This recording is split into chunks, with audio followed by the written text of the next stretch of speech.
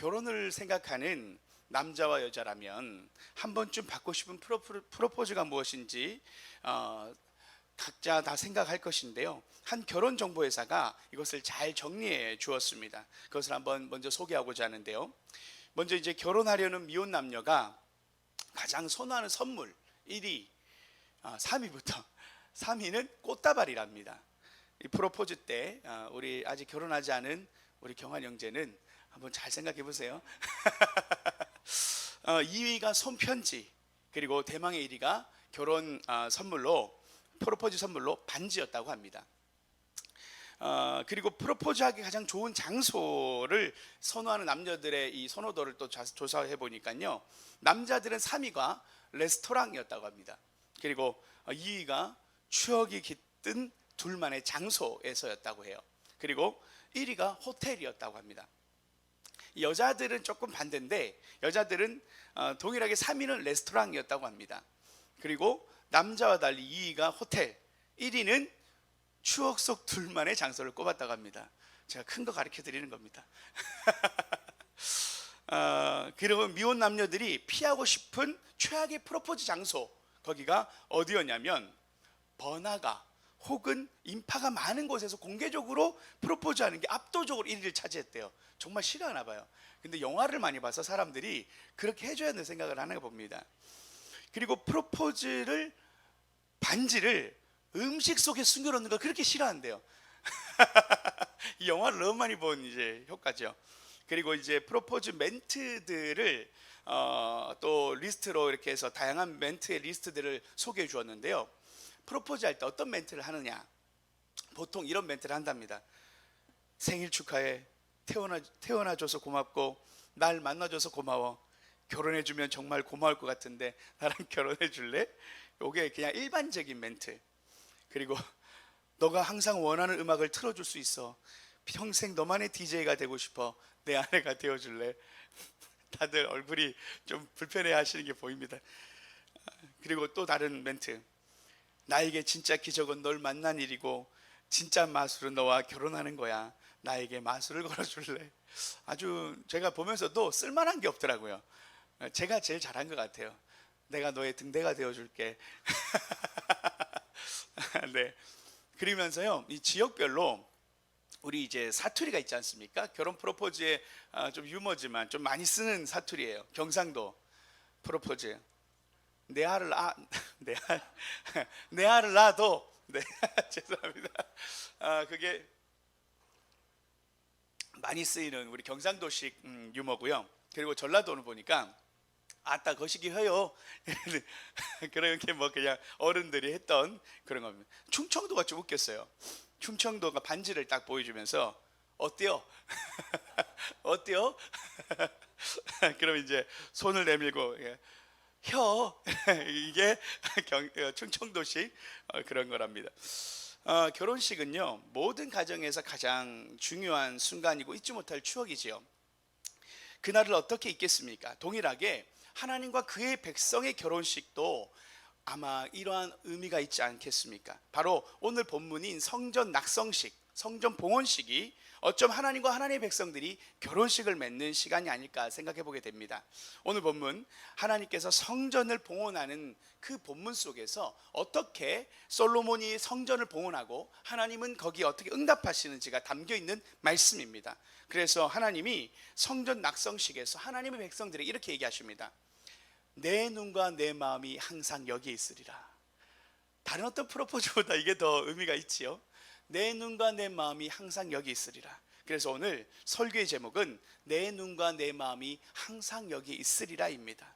하나님이 오늘 말씀을 통해서 당신의 백성들을 어떻게 사랑하시고 그리고 어떻게 우리의 삶의 기도를 응답하시는지를 함께 나눠보고자 합니다.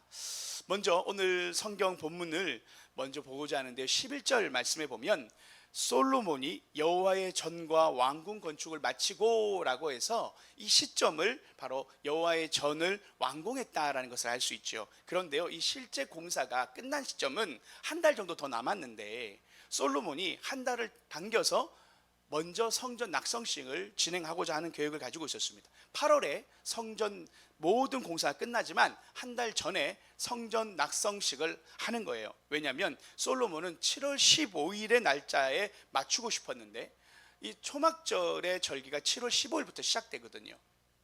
그래서 한 달 전에 사람들을 소집을 한 것입니다. 7월 8일에서 14일까지는 성전 낙성식으로 일주일을 지내고요. 그리고 바로 이어서 15일부터 22일까지는 초막절 절기를 지키는 거예요. 왜냐하면 성전 낙성식을 순례 축제인 초막절에 맞춰서 국가적 차원의 중요한 행사로 진행하고자 했기 때문이었습니다. 그래서 이스라엘 전역에서 모여든 백성들이 여호와께 감사하기 위해 2주간의 시간을 하나님께 계속 드릴 수 있었기 때문이었습니다. 그래서 성전 봉헌식, 이 성전 낙성식에 참석한 사람의 최소의 숫자가 14만 명 정도 되었을 것이다. 14만 명 정도로 추정합니다. 더 많겠죠. 그리고 이 성전 낙성식에 초막절을 보낸 시간을 따지고 오면 한 보름 정도 이상의 시간을 고향을 떠나왔고 집을 떠나서 밖에서 생활했던 것이죠. 이것이 얼마나 이스라엘 백성들에게 기쁨의 시간이었고 축제의 시간이었는지를 알 수 있습니다. 그러면서요, 이 성전 낙성식 있기 전에 역대하 6장에 보면 솔로몬이 어떤 구체적인 일들을 했는지가 조금 나옵니다. 요약하자면 솔로몬이 성전을 완공하고 난 뒤에 다윗이 거룩하게 구별했던 은과 금 모든 기구들을 다 옮겨옵니다. 성전에 옮겨 놓습니다. 성전 창고에 갖다 놓는 거죠. 갖다 놓았습니다. 그리고 가장 중요한 거, 성전 안에 꼭 필요한 게 무엇입니까? 바로 하나님 임재를 상징한 언약궤를 가져다 놓는 장면이 역대하 6장에 나오는 것입니다. 성전에 하나님의 집으로서의 올바른 기능을 할 수 있도록 생각하면서 언약궤를 성전에 옮겨 놓았던 것이죠. 그래서 성전에 비치할 모든 거룩한 기물들을 그렇게 새롭게 건축한 성전에 다 옮겨 놓았습니다. 그러면서 오늘 우리가 읽지는 않았지만 5절 말씀에 보면 소가 22,000이요 양이 12만이라 해서 성전 이 낙성식의 양의 제물이 얼마나 많이 사용됐는지를 알 수 있죠. 제물의 양을 보아 여호와의 성전 낙성식은 매우 거대한 행사였음을 알 수 있습니다. 이 성전 낙성식이 하나님 앞에 드려지는 이 상상을 해보십시오. 14만 명의 많은 사람들이 그 좁은 예루살렘 성전에 모여들었고 군집했다라는 것과 함께 양을 거의 12만 마리, 소를 22,000마리 정도를 잡는데 그 장면이 아주 장관이었을 것이고 그 많은 사람들이 모여서 하나님께 예배드리고자 했던 그 축제 같은 시간들을 여러분이 생각해 보신다면 이 낙성식은 아마 결혼잔치와도 같은 여러 큰 행사였을 것입니다. 그러면서 솔로몬이 하나님께 기도를 드립니다. 성전 봉헌식의 기도를 솔로몬이 하나님께 드리게 됩니다. 그런데요, 그렇게 드리고 난 뒤에 솔로몬이 성전 봉헌식의 기도를 올리고 난 뒤에 직후에 하나님의 응답이 나타나는데 그것이 오늘 말씀 1절입니다. 1절 말씀을 함께 읽어보도록 하겠습니다. 시작.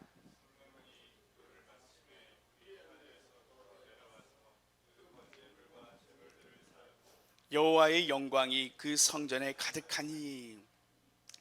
솔로몬이 기도를 마쳤는데 기도를 마치며 갑자기 하늘에서 불이 내려와서 그 번제물들, 제사 지냈던 번제물들의 기름 가운데 성전에 임하셨던 그 하나님의 불이 임하여 그 모든 것을 사르고 하나님의 영광의 모양이 나타났다는 것이죠. 그것이 1절에서 3절까지 각 절마다 반복되어지는데 여호와의 영광이 가득하더라, 여호와의 영광이 가득하더라 라면서 하나님의 영광이 얼마나 가득했는지 3절에 각각 한 번씩 3번의 반복으로 하나님의 영광의 임재를 이야기한 것입니다. 솔로몬이 기도하자마자 하나님의 불이 임하고 여호와의 영광이 가득했다라는 것을 통하여 이 제사를 내가 받았다라는 하나님의 사인이 있었다라는 것이죠. 그래서 우리가 이 쉐카이나의 영광이라는 단어를 들어보셨을 것입니다. 이 쉐카이나의 영광이라는 것은 성경에 나타나지는 않습니다. 그러나 이 쉐카이나라는 뜻은 히브리어로 거주하게 하다라는 뜻입니다. 거주하게 하다. 하나님의 임재가, 하나님의 거주가 임하였다라는 것을 표현하는 것인데요. 출애굽기 40장에 보면 광야 시절에 성막에서 하나님 앞에 예배를 드릴 때, 성막을 완성하고 예배를 드릴 때도 동일한 하나님의 영광이 구름으로 덮였고 하나님의 불이 나타났습니다. 그것을 통해서 하나님은 이것이 여호와의 영광과 함께 이 불응답하는 것이 회막에서 드렸던 그 첫 제사를 생각하게 하는 그 날에 이스라엘 공동체에 보여주셨던 것이요. 그래서 레위기 23장 24절의 말씀에 여호와의 영광이 온 백성에게 나타나며 불이 여호와 앞에서 나와 단 위에 번제물과 기름을 사른지라. 이게 구약의 출애굽했던 이스라엘 백성들에게도 성막 제사 가운데 나타났던 하나님의 임재였거든요. 그런데 이것이 동일하게 성전을 봉헌하는 그 시간에 임하였다라는 것이죠. 그것은 기본에 있는 회막의 제의가 예루살렘 성전과 그 제단으로 이전되었다는 것을 하나님께서 마음에 들어 하셨다는 것을 확증하는 것이 바로 구름과 불이었다는 것입니다. 그래서 이 하나님의 영광을 얘기할 때 우리가 하나님의 영광을 어떻게 볼 수 있습니까? 그것을 성경에서는 구름으로 표현했었습니다. 하나님의 영광이 구름이 임할 때 하나님의 영광을 우리가 볼 수 있었다라고 표현하는데요. 그래서 구름 기둥과 불 기둥으로 하나님의 백성들을 인도하셨던 것이죠. 여러분, 여기서 우리가 동일하게 생각해 볼 수 있는 것은 하나님의 교회의 연속성을 이야기할 때 성막 제의와 성전 제사와 함께 신약 시대에 어떤 모습이 있습니까? 여러분 불현듯 아마 생각이 났을 건데요. 사도행전 2장 말씀입니다. 사도행전 2장 오순절 날이 이름에 그들이 다 한 곳에 모였더니 호련히 하늘로부터 급하고 강한 바람 같은 소리가 있어 그들이 앉은 온 집에 가득하며 마치 불의 혀처럼 갈라지는 것들이 그들에게 보여 각 사람 위에 하나씩 임하여 있더니, 이것을 우리가 생각할 때 초대교회 오순절 날에 임하셨던 성령의 역사가, 불같이 임했던 역사가 바로 하나님이 인정하시는 교회라는 것을 그렇게 인증하셨다라는 것입니다. 이것이 제의되었던 성막과 성전과 교회의 연속성에 있다는 것을 하나님의 임재를 통하여 보여주셨다는 것이죠. 한경진 목사님께서요, 이 하나님의 불에 대한 설교를 하시면서 이런 글을 남기신 적이 있으셨어요. 이분이 이렇게 설교 때 말씀하셨습니다. 오늘날 한국 교계를 보면 제단이 있습니다. 도처에 예배당을 지어 놓았습니다. 제물도 다 준비되어 있습니다. 예배당에 가는 사람도 상당히 많이 있습니다. 그러나 엘리야의 제단처럼 불이 아직 임하지 못했습니다. 하나님의 거룩한 불, 성령의 불이 하나님의 교회, 한국 교회 위에 아직 임하지 못했습니다. 거룩한 불이 제단에는 있어야 합니다. 제단을 아무리 쌓아놓아야 무엇을 합니까? 제물을 아무리 준비한들 무엇을 합니까? 위로부터 불이 내리지 아니하면 그 예배가 무슨 쓸데가 있습니까? 여러분의 심령의 제단에 이 거룩한 불이 내렸습니까? 오늘날 우리 교회 제단 위에 이 거룩한 불이 내렸습니까? 이 거룩한 불을 여러분의 심령의 제단에 받았습니까? 우리의 심령을 스스로 살펴봅시다. 내 마음에 사랑의 불이 있습니까? 내가 하나님을 위해서 무엇을 할까 고민하고 있습니까? 내가 주님을 위해서 어떻게 살아갈까 결단하고 계십니까? 이 시간 하나님께서 우리 각 사람 머리 위에 이 성령의 거룩한 불이 내려지기를 기도합니다 라는 기도의 제목의 글을 제가 보면서, 하나님, 우리 운정한 소망교회가 하나님 앞에 이제 시작되어지는데 이 성령의 불이 우리 운정한 소망교회에 가득하게 하여 주시옵소서. 하나님, 우리 예배 가운데 성령의 충만한 임재의 역사가 늘 나타나게 하여 주시옵소서. 더 나아가서 우리 예배드리는 여러분 각자의 삶 속에, 여러분의 가정 가운데 이 성령의 불이 떨어지기를 축복합니다. 성령의 불은 번지는 영향력을 우리가 알 수 있죠. 한 사람 한 사람을 통해서, 우리 예배를 통해서 하나님의 부흥의 불길이 우리 하나님 운정 땅과 이 민족 위에 하나님께서 태워주시기를, 우리가 그러한 꿈을 꾸고 하나님의 임재를 사모하는 우리 운정한 소망교회 되기를 또한 그렇게 간절한 마음으로 기도합니다. 그러면서 하나님께서 이 성령 낙성식 후에 하나님께서 동일하게 더 큰 축복으로 솔로몬에게 나타나십니다. 그거 11절 말씀인데요, 12절 말씀도 함께 읽어보도록 하겠습니다. 시작. 밤에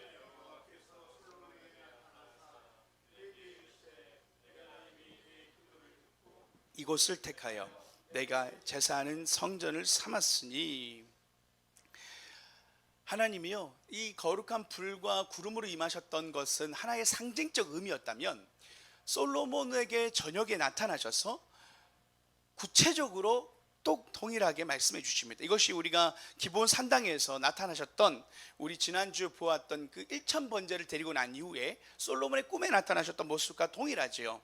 동일하게 하나님은 꿈을 통하여 솔로몬에게 이렇게 말씀하신 것입니다. 내가 내 기도를 들었다, 내가 이 성전을 내가 택했다라고 말씀하시면서 하나님의 그 분명한 메시지를 전달하신 것입니다. 이것을 성전 언약이라고 말합니다. 하나님의 프로포즈, 하나님의 고백이 더 멋지게 빛나는 시간이지요. 하나님이 그러면서 어떻게 얼마나 인격적인 분이시를 볼 수 있는 거죠.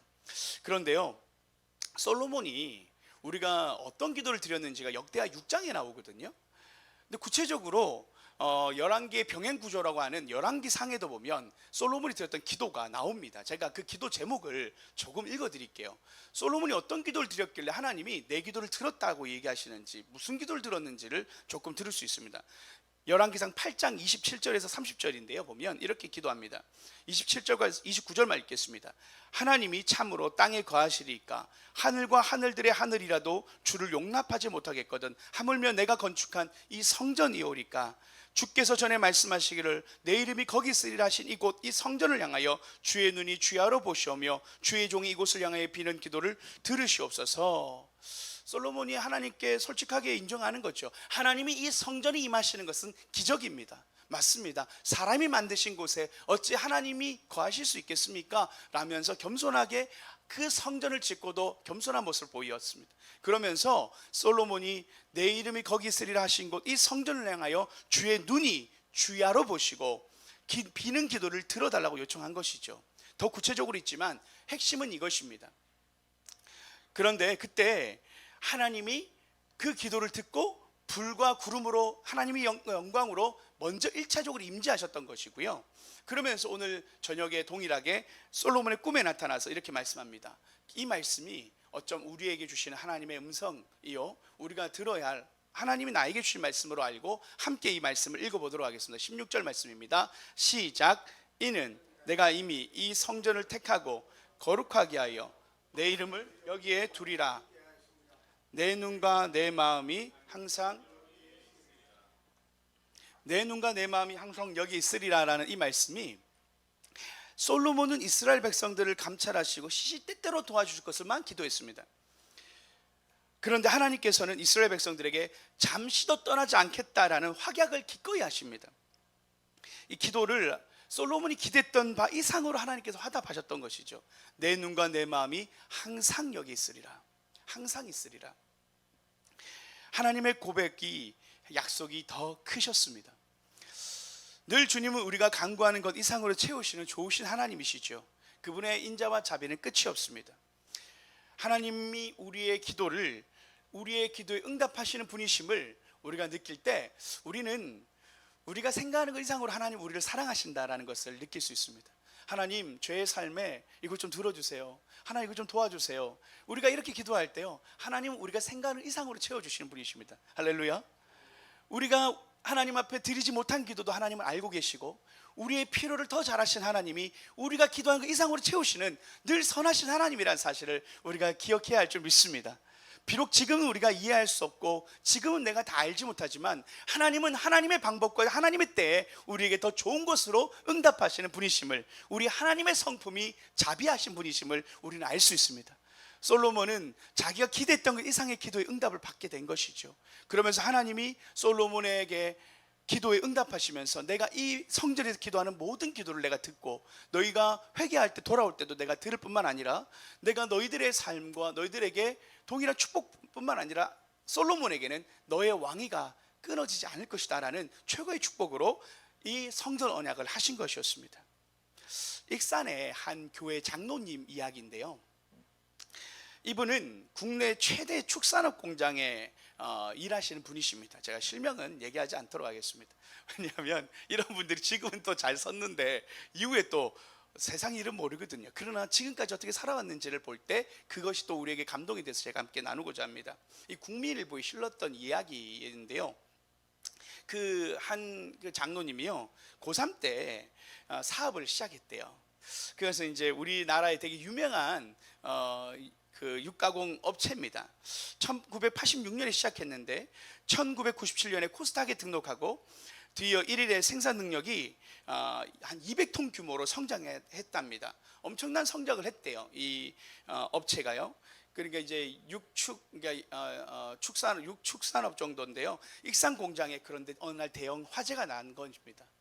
화재가 나서 그 안에 있는 닭고기, 이 모든 닭들을 다 태워버린 거예요.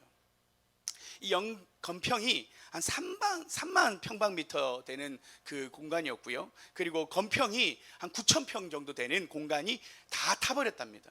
피해액이 1,000억 가까이 됐대요. 이 실제의 실화입니다. 그래서 그 장로님이 화재 사건을 회고하면서 이렇게 남겼답니다. 당시에 재산이 날아가는 것보다 그때 여러 가지 일들에 대한 생각들이 스치며 눈물이 쏟아졌다라는 겁니다. 회개의 눈물이었습니다. 대책회의를 마치고 직원들이 안 보는 데서 실컷 울었습니다 라고 말하면서 회개의 기도를 먼저 했다라는 것입니다. 이 공장 화재가 3개월 후에 근데 자신이 섬기던 교회에 익산에 있는 큰 교회입니다. 아주 큰 교회입니다. 그 교회가 건물을 증축을 하고 다시 하는 성전을 건축하는 사역을 하게 되었답니다. 그때 건축위원장을 맡게 된답니다. 보통 사람 같으면 회사 사태 수습에 여념이 없겠지만 하나님 나라 일에 헌신하겠다는 감동을 느끼게 됐대요. 그래서 그 어려운 상황에 성전 건축의 위원장을 맡게 되었답니다. 5년 동안 450억의 예산이 투입된 공사였대요. 엄청난 공사의 성전을 예배당을 짓는 큰 교회였습니다. 그리고 그 하나님 앞에 그 성전을 봉헌하고 그 마치며 하나님 앞에 그 해에 회사가 어떻게 됐는지 여러분 어떻게 됐을까요? 5년 정도의 시간이었습니다. 닭, 오리, 돼지고기 사료 부분에서요 국내 점유율 1위를 차지했답니다. 3,600억 원의 매출을 올리게 되었대요. 25개 계열사 중에 이 농수산 홈쇼핑이요 2천억 원의 수입과 사료는 3천억에 그리고 여러 가지 또 기업에서 3,500억의 매출을 올리게 되었다고 합니다. 그러면서 그 장로님이 이렇게 인터뷰를 했대요. 하나님 말씀 안에서 살면 고난도 축복인 것을 알게 되었습니다. 인간적으로 볼 때 고생이지만 하나님의 관점에서 보면 축복이란 것을 깨닫고 계속 도전하고 모험하는 것이 두렵지 않게 되었습니다. 이 화재 사건이 일어난 현장에서 찬송을 부르면서 기도하고 헌신하면서 하나님 앞에 제기했음을 다시 한번 고백한 그의 고백이었습니다. 그러면서 그가 하나님의 이 사업을 내가 미루지 않고 오히려 하나님의 집을 건축했더니 하나님이 나의 사업장을 책임지셨다라는 이 간증을 하고 다니고 계세요.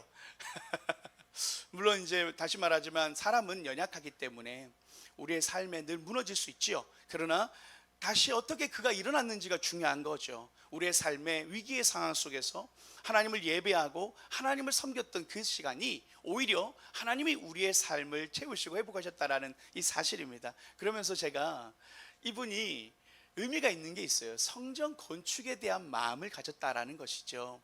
저는 이번에 우리 운정한소망교회를 개척하고 창립을 준비하면서 많은 분들이 하나님 앞에 헌신해 주시는 것과 이 성전을 위하여 수고하시는 것을 제가 보았습니다.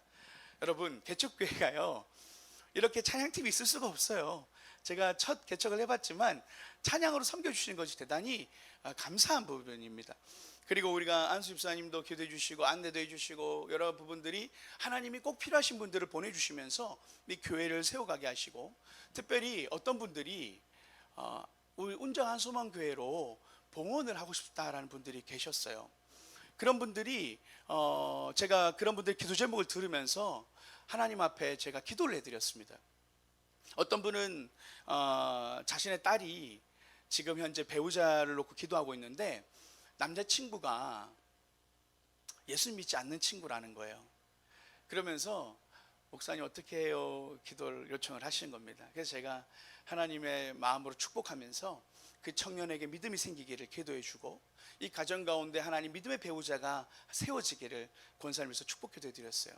또 어떤 분은 딸이 또 자녀가 유학을 가야 되고 연수를 가야 되는 과정 속에 여러 가지 비자 발급 때문에 기도를 하시는 분이 계셨습니다.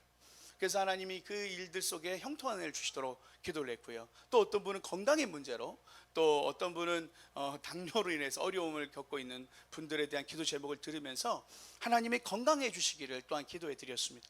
이 정도가 아닙니다.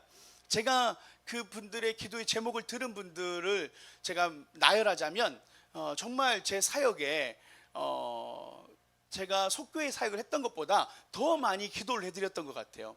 그리고 어떤 분들은 또 직접 찾아오셔서 또 그렇게 하나님 앞에 또 이렇게 섬겨주시는 걸 보면서 제가 참 하나님이 이분들의 삶과 사업과 일터 속에 하나님이 축복해 주시기를 제가 간절히 기도해 드렸습니다.